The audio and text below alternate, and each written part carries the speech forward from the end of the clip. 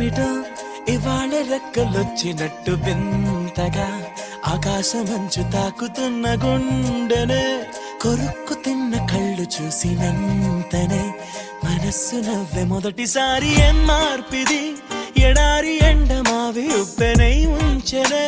కలే కాదుగా నీ వల్లనే